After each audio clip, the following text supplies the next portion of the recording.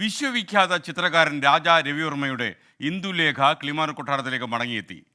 ചന്തുമേനോന്റെ classic നോവലായ ഇന്ദുലേഖയെ ആസ്പദമാക്കി രാജാ രവിവർമ്മ വരച്ച ചിത്രത്തിൻ്റെ പകർപ്പാണ് അദ്ദേഹത്തിൻ്റെ 176-ാം ജന്മദിനമായി ഇന്നലെ കൊട്ടാരത്തിലെ ചിത്രശാലയിൽ തിരിച്ചെത്തിയത്. തൃശൂർ ഇരിങ്ങാലക്കുട സ്വദേശിയുടെ സ്വകാര്യ ശേഖരത്തിലുള്ള ഇന്ദുലേഖയെ നിധി പോലെയാണ് അവർ സൂക്ഷിക്കുന്നത്.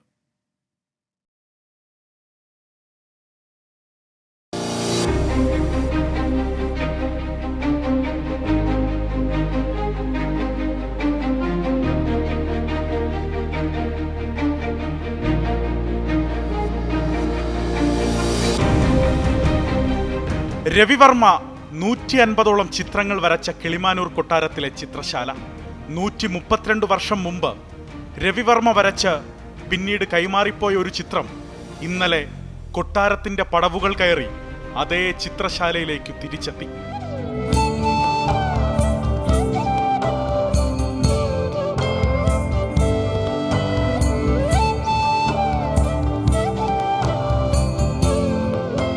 ഇന്ദുലേഖ മലയാളത്തിലെ ആദ്യ ലക്ഷണമൊത്ത നോവലായ ഒ ചന്തുമേനോന്റെ ഇന്ദുലേഖയിലെ നായിക. 1889-ൽ ചന്തുമേനോൻ ഭാവനയിൽ തീർത്ത ഇന്ദുലേഖ 1892-ൽ രവിവർമ്മയുടെ ക്യാൻവാസിൽ പിറവി കൊണ്ടത് അധികമാർക്കും അറിയാത്ത ചരിത്രം. അപ്പോൾ അതിൽ തന്നെ ഈ ഇന്ദുലേഖ എന്ന ബുക്കിൽ ഒരു സ്ഥലത്ത് ഇന്ദുലേഖ വർണ്ണിക്കുന്ന സ്ഥലത്ത് പറയുന്നുണ്ട്, ഇങ്ങനെ എല്ലാ ഗുണങ്ങളുമുള്ള ഇന്ദുലേഖ കിളിമാനൂർ കൊട്ടാരത്തിലെ ഒരു രാജാവ് അവരുടെ മകളായിരുന്നു. 2.5 വയസ്സുള്ളപ്പോൾ രാജാവ് മരണപ്പെട്ടു എന്ന് പറയുന്നുണ്ട്. അപ്പോൾ ഈ കിളിമാനൂർ പാലസും ഈ ചന്തുമേനോൻ്റെ ആ നോവലുമായിട്ട് എന്തോ ഒരു ബന്ധമുണ്ട്. പിന്നെ ഇങ്ങനെ പറഞ്ഞു കേൾവിയുണ്ട്, ചന്തുമേനോൻ പറഞ്ഞിരുന്നു, രാജാ രവിവർമ്മയോട് പറഞ്ഞിരുന്നു ഈ ഇന്ദുലേഖയുടെ ഒരു പെയിൻറ്റിങ് ഒന്ന് വരയ്ക്കണമെന്ന്. അങ്ങനെ എന്തോ ഒരു കണക്ഷൻ ഇതിലുണ്ടെന്ന് വിശ്വസിക്കുന്നു. കാമുകനായ മാധവന് പ്രണയലേഖനം എഴുതി ആലോചനയിൽ മുഴുകിയിരിക്കുന്ന ഇന്ദുലേഖയുടെ ജീവൻ തുടിക്കുന്ന ഛായാചിത്രം. ഈ ചിത്രത്തെക്കുറിച്ച് പുറം ലോകമറിയുന്നത് 2 വർഷം മുമ്പാണ്. തൃശൂർ ഇരിങ്ങാലക്കുട സ്വദേശിയായ ശശികലയ്ക്ക് പൈതൃക സ്വത്തായി കിട്ടിയതാണ് രവിവർമ്മയുടെ ഇന്ദുലേഖയെ. അതിൽ കാലിഗ്രാഫി റൈറ്റിംഗ് ഉണ്ട്. അതിൽ കൊല്ലം പറഞ്ഞിരിക്കുന്നത് 1892 ആണ്.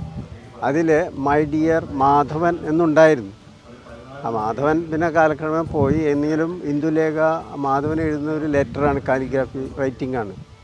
പിന്നെ അത് എൻ്റെ ഭാര്യ ശശികലയ്ക്ക് കിട്ടിയതാണ്, ശശികലയുടെയാണ്. ശശികലയുടെ അച്ഛനായിട്ട് കൊടുത്തതാണ്. അച്ഛൻ കെ കുഞ്ഞുണ്ണി തമ്പാൻ, അഡ്വക്കേറ്റ്, കൊരട്ടി സ്വരൂപത്തിങ്കിൽ. അദ്ദേഹത്തിന് കിളിമാനൂർ പാലസിൽ നിന്ന് കിട്ടിയതാണ്. കിളിമാനൂർ പാലസും ഈ കൊരട്ടി സ്വരൂപമായിട്ട് വൈവാഹിക ബന്ധം പണ്ട് മുതലേ ഉണ്ടായിരുന്നു.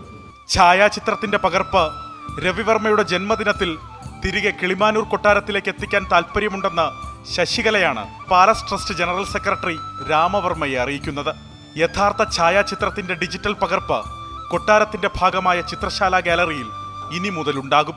ഈ ഇന്ദുലേഖയുടെ തന്നെ ഞാൻ വേറെ മനസ്സിലാക്കില്ല, കിടക്കയിൽ അല്ലെങ്കിൽ കട്ടിലിൽ കിടക്കുന്ന ഒരു ഇന്ദുലേഖയും വരച്ചിട്ടുണ്ട്. വെച്ചാൽ അതിലെയും ഫേസും ഈ ഫേസും ഒരേപോലെയാണ് വരച്ചിരിക്കുന്നത്. വലിയ വണ്ണമുള്ള ഒരു ശരീരമായിട്ടല്ല, കുറച്ച് മെലിഞ്ഞിട്ടാണ് ഇതിനകത്ത് അതിലും അങ്ങനെ തന്നെയാണ്. മാത്രമല്ല ഫേസും ഒരേപോലെ. അപ്പോൾ എനിക്ക് തോന്നുന്നത് ഇന്ദുലേഖ ഒരു പക്ഷേ 2 രവിവർമ്മ വരച്ചിട്ടുണ്ട്. മറ്റേ ചിത്രം നമുക്ക് പോപ്പുലറാണ്, അത് കണ്ടിട്ടുണ്ട്, നെറ്റിലേക്ക് ഉണ്ട്. പക്ഷേ ഇത് കണ്ടിട്ടില്ല. ഇത് വളരെ റെയറാണ്. ഇത് പുറത്ത് വന്നിട്ടില്ലല്ലോ, ഇത് ആദ്യമായിട്ടല്ലേ ഇത് പുറത്തേക്ക് വരുന്നത്. രവിവർമ്മയും കിളിമാനൂർ കുടുംബാംഗങ്ങളും പലർക്കും സമ്മാനിച്ച ഒട്ടനവധി ചിത്രങ്ങൾ ഇന്നും കാണാമറയത്താണ്. ഇന്ദുലേഖ പോലെ തിരികെ ലഭിക്കുന്ന അത്തരം അപൂർവ ചിത്രങ്ങൾ ചേർത്ത് കൊട്ടാരത്തിൽ തന്നെ വിപുലമായ ഒരു പ്രദർശനം സജ്ജമാക്കാൻ ആലോചനയുണ്ട്.